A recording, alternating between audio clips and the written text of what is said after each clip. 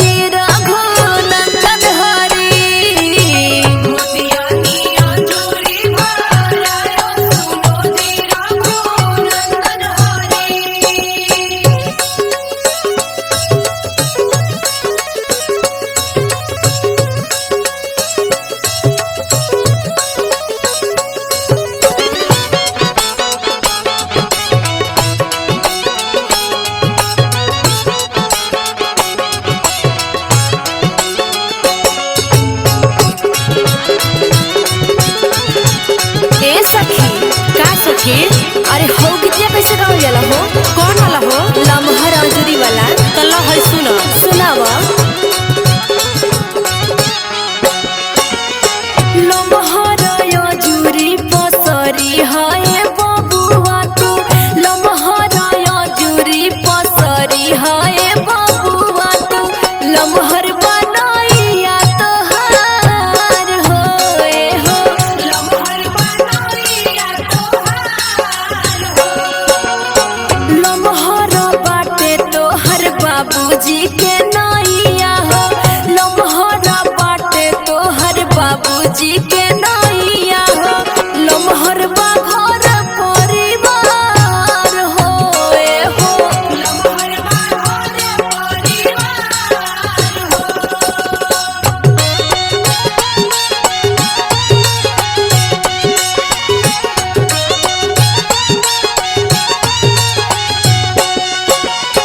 खड़ी कोसिल्या माती लकनी रे खेली, खड़ी कोसिल्या माती लकनी रे खेली, ई तिलक राम जोगे नाही जिए जी, ई तिलक राम जोगे नाही जी।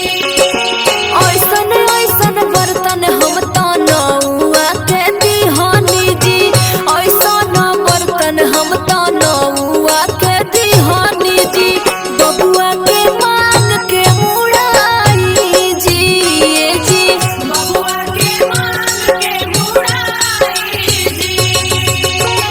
अरे रे चाची कहाँ गई रे? अरे ही जबानी तो जल्दी चला, सुमाउन के टाइम आ गई। भरी भरी अजूरी में मोतिया लुटावे रघु नंदन हरी, भरी भरी।